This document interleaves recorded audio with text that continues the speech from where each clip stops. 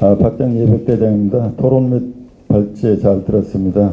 팩트 위주로 질문 박영준 박사님한테 한 2개, 그리고 김창수 박사님 또 조성열 박사님께 발표문 위주로 해서 각각 하나씩 질문 드리겠습니다.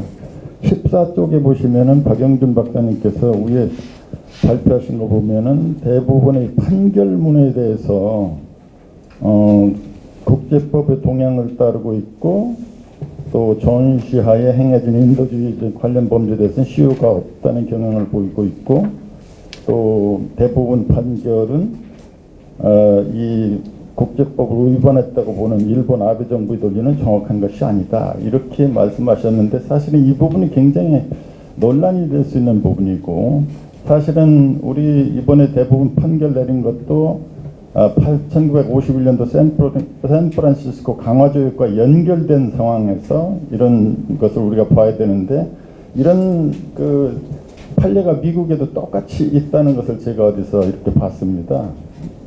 2차 세계대전 태평양전 때 미군 포로들도 똑같이 일본에 끌려가가지고 강제 노역을 하다가 그 사람들이 나중에 개인 청구권을 미국 법원에 제소를 했는데, 대법원에서 어떤 판결을 내렸냐면은 51년도에 강화조약에서 개인 배상, 국가 배상 다 끝났다. 당신은 청구권을 가지고 있을지 모르지만 국가 간의 조약에서 다 정리된 거기 때문에 더 이상 배상이 불가하다, 이런 판결을 내렸는데, 우리 정부에서는 대부분에서 했기 때문에 우리 정부에서 책임질 수 없다, 이런 입장에서 이런 것을 보고 하는 것은 굉장히 배치되는 부분이 있기 때문에 이 부분에 대한 팩트가 좀 정리가 되어야 될 것 같고요. 그 다음 두 번째 16쪽에 보시면은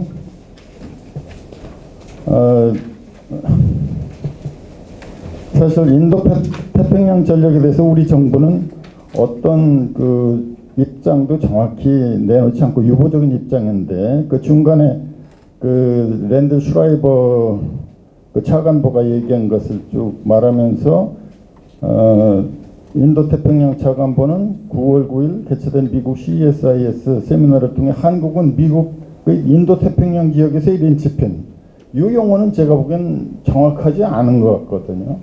인도태평양 전략에서는 일본은 코너스톤이다, 태국은 협력 대상 국가다, 그러나 한국에 대한 것은 인도태평양 지역이라는 말은 전혀 없고요. 저희들 입장에 대해서는 계속 유보했기 때문에 동북아 및 동북아 지역에서 린치핀이다, 이런 말은 지금까지 해왔고, 한국에 대한 것은 정확히 기술된 것이 없는데, 잘못하면 오해가 될 수 있어서 이것은 어떤 입장인지 한번 질문 좀 드리고 싶고, 김창수 박사님은 30쪽에 보시면은 30쪽에 이제 사실은 평시 작전 통제권 전환 이후에 대한 이번 한미동맹 연습에서의 불거진 문제에 대한 입장인데, 유엔군 사령관이 평시 유엔사 교전 규칙을 적용해 한국군의 작전에 관한 지시를 내릴 수 있다는 주장을 펼쳤고, 우리는 전혀 아니다, 이런 입장이라는데, 여기에 대해서 명쾌하게 의견을 제시하지 않았는데, 사실은 저희들이 1994년도 12월 1일 날 평시 작전 통제권을 이렇게 합참으로 전환하면서 코다6를 만들었거든요. 코다6에는 전쟁 억제, 그 다음에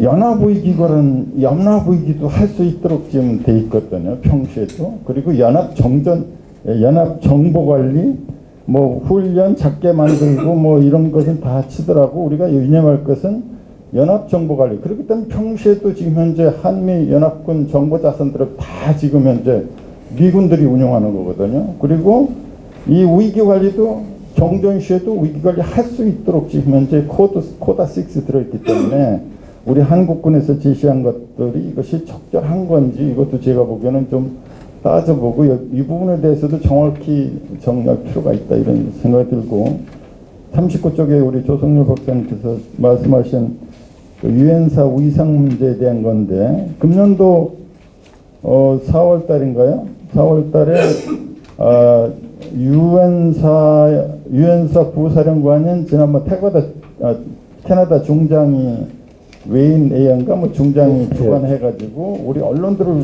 평택으로 다 초청해가지고 거기서 언론 브리핑하면서 종전선언하면은 연합사 해체되는 게 아니냐 등등 여러 가지 언론에 분분하다 보니까 거기서 결론을 딱 내려버렸거든요.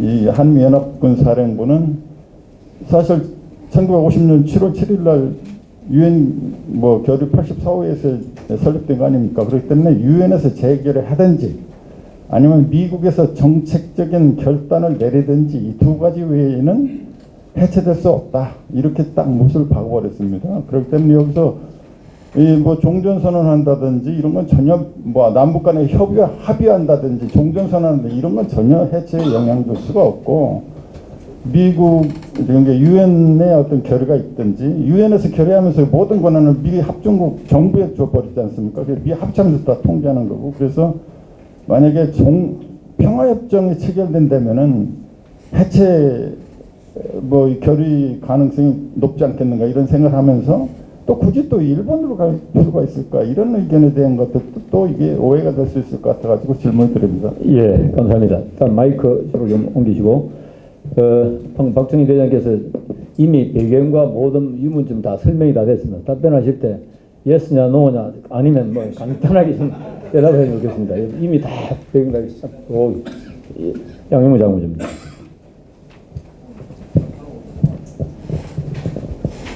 질문 좀 짧게 지금 시간 때문에. 네. 자, 발표 잘 들었습니다. 간략하게 질문 드릴게요. 우리 박영준 교수님께 뭐 먼저 질문 드리면은 이제 지소미아 종료가 공식적으로는 11월 22일이죠. 뭐 그제 한미 정상이 뉴욕에서 만났는데 공식적으로는 지소미아에 대해서 두 분은 이야기를 안 했다고 하지만 참모들 간에는 많이 논의가 있었다는 이야기를 들었습니다. 그 전에 한국이 이 지소미아 종료를 번복할 가능성은 혹시 없는 건지 한번 저기 질문을 드리고 싶고요. 우리 김창수 박사님께는 또 하나 질문 뭐 발표하시느라 고생 많이 했는데 질문 하나 간단하게 드리겠습니다. 여기 이거 엊그제 또 한미 정상이 뉴욕에서 회담을 하고 나서 주한미군 철수론이 또 막 대두가 되더라고요. 근데 사실 그 전에 보면은 전작권 전환하고 연계해서 전작권이 이제 한국으로 전환되는 시기쯤 되면은 미국이 동북아에서 쇠판을 짤 거다. 그러면은 유엔사만 한국에 남겨놓고 주한미군을 대폭 일본으로 철수해서 주일미군과 또 주한미군을 거기 합한 새로운 사령부를 구상한다 하는 이야기들이 많이 나왔거든요. 네, 거기에 대한 이야기. 특히 보면은 이번에 지소미아 파기하고 관련해서도 미국 측에서 이야기가 주한미군의 위협성이 크게 증대했다. 또 주일미군의 위협성이 크게 증대했다고 하는 것은 미일 공동기지도 있지만은 일본에 있는 유엔사 후방기지 이런 것들을 포함해서 한국, 일본, 나아가서 괌에 있는 미군들의 위협이 증대했다고 보기 때문에 거기에 대한 새로운 대응을 하지 않겠는가 하는 여기에 대한 의견을 좀 말씀해 주시면 좋겠고요. 우리 토론자로 나오신 여기 조성열 박사님께 하나 질문을 드리겠습니다.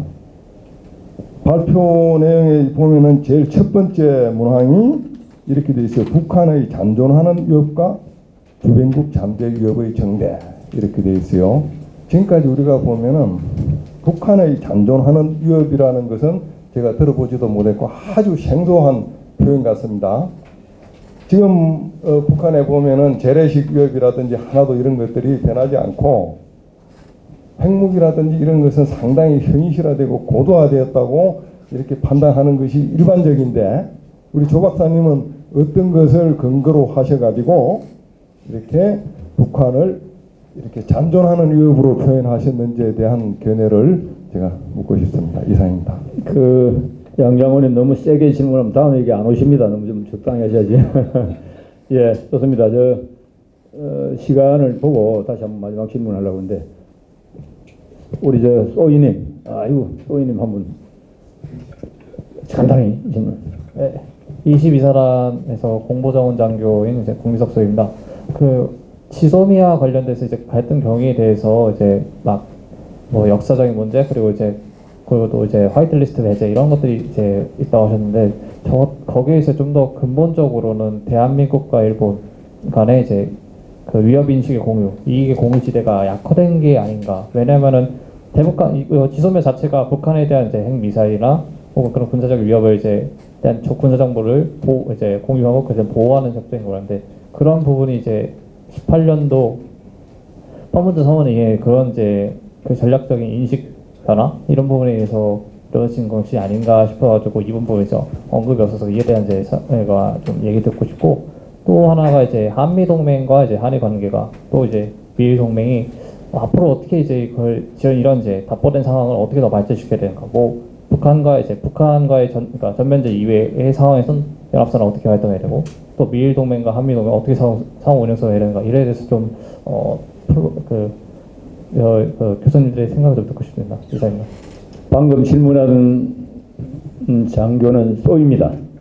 대한민국 원로 선배님들 우리 소위가 저 정도의 지식과 이 안보 개념을 가지고 있는 게 얼마나 좋습니까? 박수 한번 치죠. 경례하시면. 예. 자, 지금 10분 남았습니다. 정확하게 잠깐 30초. 예.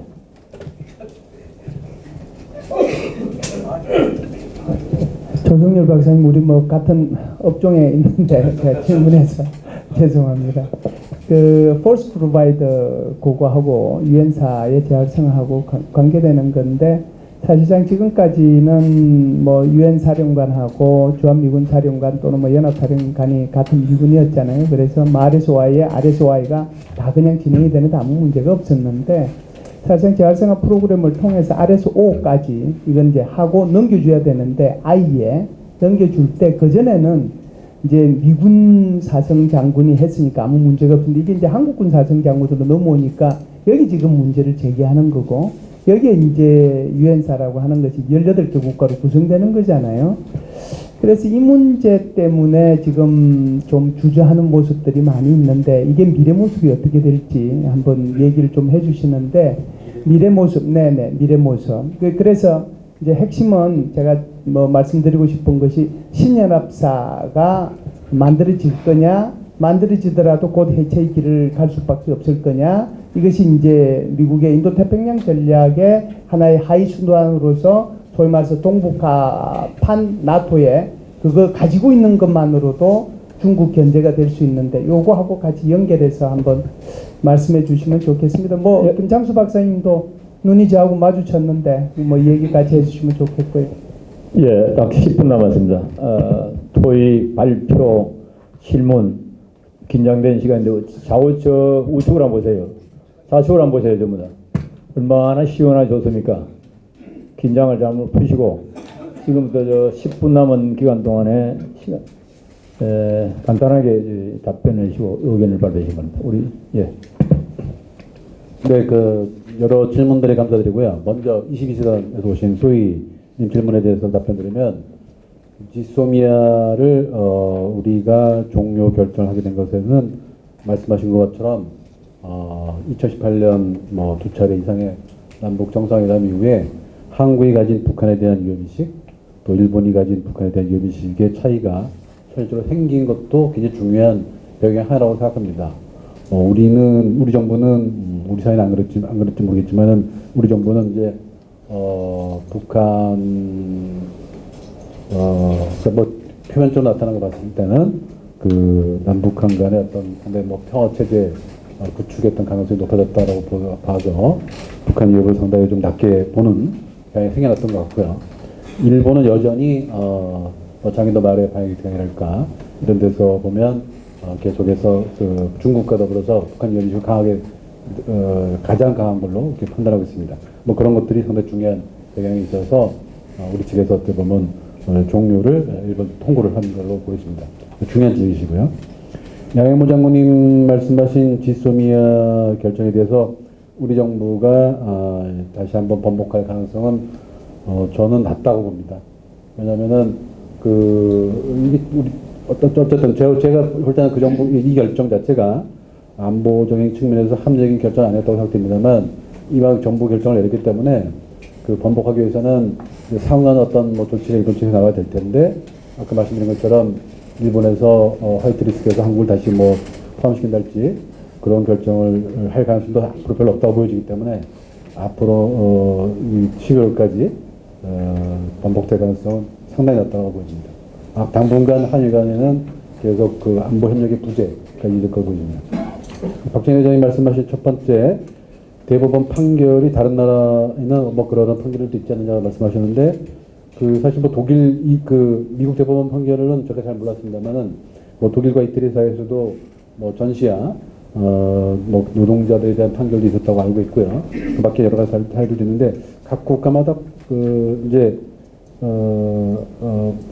꼭 여러 가지 뭐 일치된 판결이 있었던 것 같지는 않습니다. 다만 이제 그 우리 대법원 판결은 사실 기존의 우리 정부가 취했던 입장하고 다른 결정을 내렸기 때문에 좀 이렇게 여러 가지 논란이 될 수가 있는 건데 다만 이제 대법원 판결을 조금 더 긍정적으로 해석한다면 저도 개인적으로는 우리 정부가 65년 이후에 유지해왔던 입장을 준해서 대법원 판결이 내려졌으면 대법원의 법관들이 우리 외교랄까 안보를 고려해서 또 판결을 내려줬으면 저는 개인적으로 바랬습니다만 아마 그래서 저는 개인적으로 사법연수원에 지금까지 뭐 헌법이랄지 형법이랄지 외에 국가안보론도 좀 필수 과목으로 포함시켜야 된다고 생각합니다.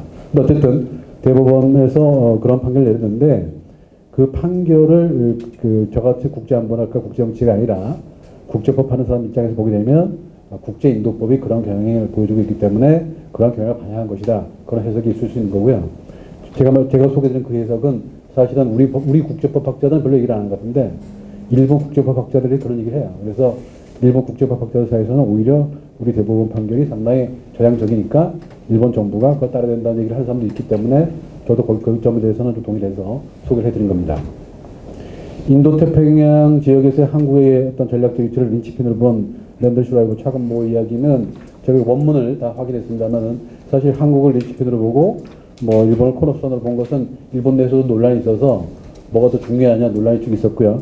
사실 이번 랜더 슈라이버 얘기뿐만 아니라 계속 그 미국의 아시아 정책 담당자들 사이에서는 뭐 일본을 어떻게 보느냐, 한국을 어떻게 보느냐 쭉 돼 있었는 그런 이제 그 좀 표현상의 어떤 차이들이 있었는데 그 랜더 슈라이버 차관보 연설에서 직접 인용한 것이기 때문에 그걸 보시면 될 것 같습니다.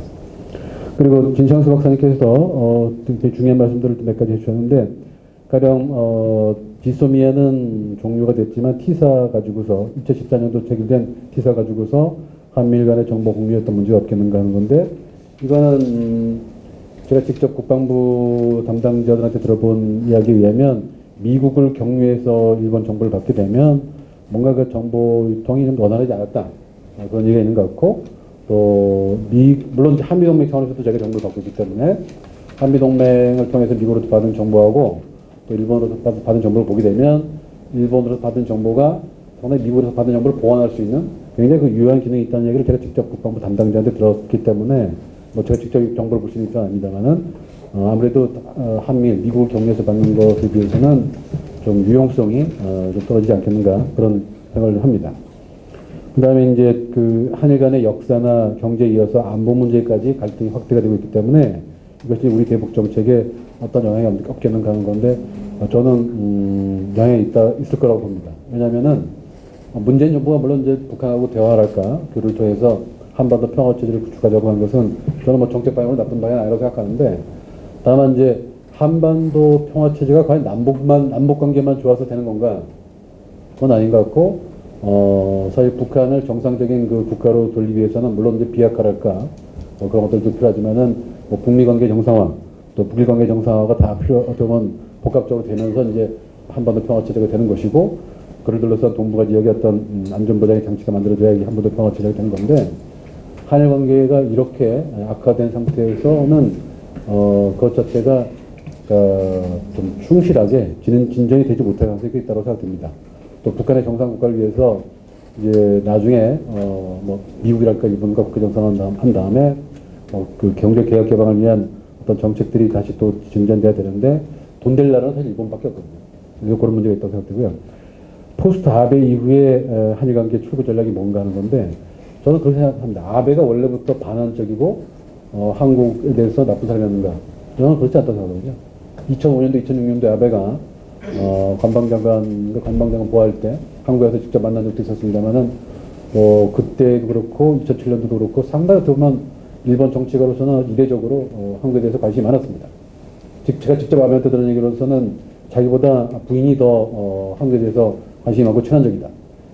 자기 방 침대에 보면 한국 탤런트 박용화 사진이 이렇게 붙어 있다면 그래서 부인이 맨날 밤에 그걸 봐가지고 내가 화가 나서 왜 한국 탤런트 사진을 붙여놨냐, 자기 사진이 아니고 뭐 그런 얘기를 했다는데 아주 상당히 그 친한적인 정치인이 있다고 생각되는데 왜 이 아베를 우리가 한국의 국가 이익이랄까 전략을 위해서 계속 좀 친한적인 성향을 유지하도록 하지 못했는가.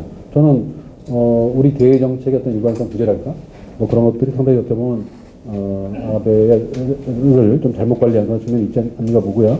아베 후임자로서는 아까 진철 박사님께서 그저께 어제 오늘 또 중앙일보에서 기시다하고 스가를 말씀하셨는데 이분들도 한국 정부의 어떤 대외 정책이 일관성 있고 그렇다고 한다면 그래서 한국의 어떤 전략에 대해서 동조할 수 있는 것이고 만약 그렇지 않고 계속 어떻게 보면 좀 제가 다른 글에서는 문재인 정부의 대일 정책이 이전 정부에 비해서 수정주의적이다, 디비저니스트다 그런 표현까지 썼는데 우리 정부의 대일 정책이 왔다 갔다 하게 되면 친한적인 정치가라 할지라도 상당히 보면 좀 한국에 이게 반하는 걸로 돌아다닐 수 있죠. 그래서 우리 정부가 어떻게 좀 일관된 대일 정책을 펼치는가가 포스트 아베에 있어서 어떤 한일 관계의 관건이 되지 않겠는가 그런 생각이 듭니다. 아까 조성희 박사님께서 말씀하신 것이 있어서 좀 부연 설명하면 저도 집단 안보하고 다자 안보는 구분합니다. 저는 집단 방어나 집단 안보는 사실 비슷하다고 생각되는데 뭐냐면은 냉전 시기에 나토나 바르샤바 조약 기구가 집단 안보 체제예요. 그러니까 공통의 적을 두고서 다수 국가들이 모여서 안보체를 만드는 것이 집단 안보죠.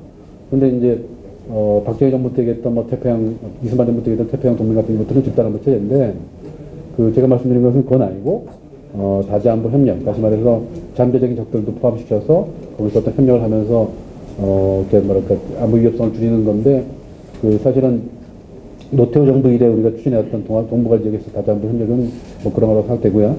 뭐 중국과는 우리가 국교를 맺고 있으니까 사실 적대시할 필요가 사실 없는 거고요. 북한도 언젠가는 뭐 그런 속으로 끌어야 되지 않겠는가 싶어서 다자 안보 협력이라는 표현을 썼습니다. 그래서 집단 안보하고는 구분하고 있다는 말씀을 드립니다. 예, 그 10분을 우리 박영민 교수 다 썼습니다. 다른 분은 말씀하실 기회를 잘 안 주려고 그러는데 중요하기 때문에 5분만 드리겠습니다. 간단하게 좀 하십시오. 예스나 노가 이렇게 해야 되는데 이명 서론 필요 없습니다. 네. 박정희 장관님의 그거에 대해서는 왜 이런 게 나왔을까? 제가 이거 일단 언론에서 보고 쓴 거라는 걸 솔직히 말씀드리고요.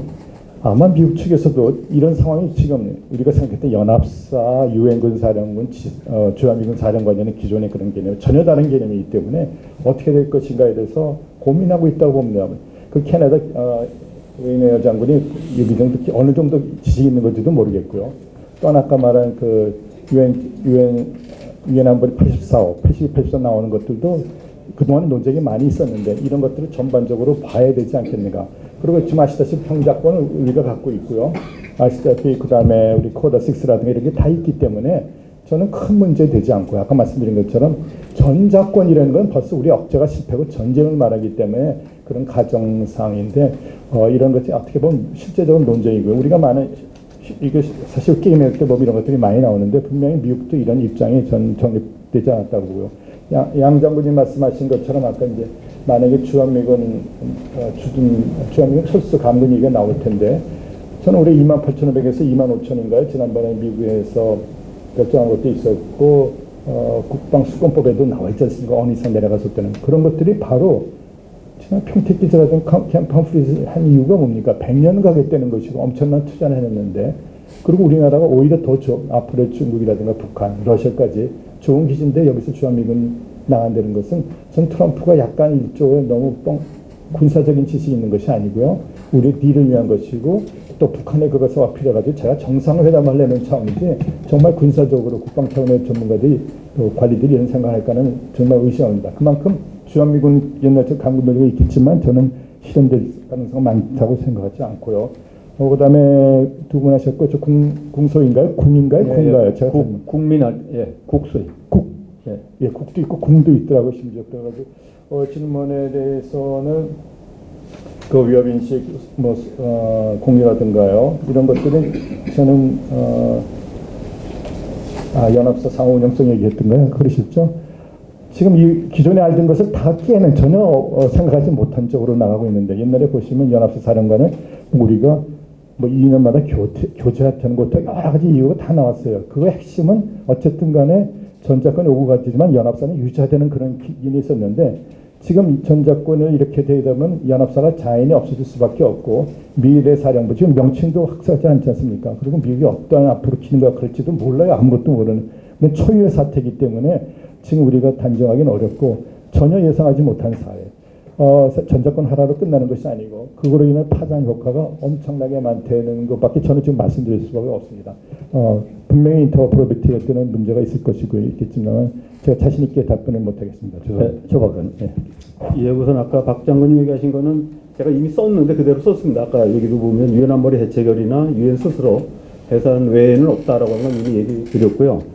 다만 이제 아까 얘기하신 것처럼 이게 이제 그 도쿄로 이전한 가능성은 사실 일본 쪽에서 제가 그 2007년도 자료에 보면 일본 쪽에서 만약에 평화협정돼서 한국이 나가라고 합니까? 해체하라고 그러면 일본이 받겠다는 얘기가 이제 나왔었거든요. 그러니까 하나의 의견으로 나와 있던 적이 있어서 말씀드렸고, 그리고 아까 말씀드린 자동적으로 해체해야 된다는 것이 아니라 이게 이제 여론들이, 그러니까 왜냐면 평화협정이 됐는데 아마 북한, 미국, 중국, 러시아가 가만히 안 있을 거거든요. 계속 그 부분을 다국적 부분을 없애려고 할 거라고 보는 거고요. 그 다음에 아까 양 장군님이라고 하셨는데 제가 사실은 이게 그저께 하루 종일하고 어제 오후에 이제 그 폴밀킹 하면서 이 메모를 한 건데 사실 제가 아까 읽으면서도 아차 싶었는데 사실은 현조라는 이유가 있어야 되는데 그 원래 가정이 뭐냐면 남북관계가 잘 되는 걸 전제로 해놓은 바람에 이게 잔존이라고 썼는데 이게 그래서 현존으로 바꾸면 아마 문제 없을 거라고 생각하고요. 왜냐면 아까 사실 읽으면서 제가 아차 싶었어요 사실은. 그 다음에 이제 우리 김መል수 박사님 얘기하신 부분은 동의하는데요. 사실은 제가 볼 때는 지금 신연합사나 또 유엔사의 위상이 아마 잠정적으로 어떤 우리 정책적으로 2020년까지 목표를 하기 때문에 과도기적으로 일단 봉합을 해서 나갈 거라고 보는데 그 이후에 이게 이제 전작권이 완전히 전환된 이후에 뭐 비핵화의 진전, 그다음 미중 간의 갈등의 양상이 봉합이 되면 좀 달라질 거라고 보는데 이 이후에 한 단계 더 특히 한국에 또 새로운 정부가 들어서게 되면은 어느 정부냐에 따라서 지금 현재 그 한미 관계 여러 가지 유엔사가 포함되면 한 번 더 탈바꿈이 있지 않겠나. 현재까지는 아마 과도기적인 합의가 되지 않겠나 생각합니다. 네.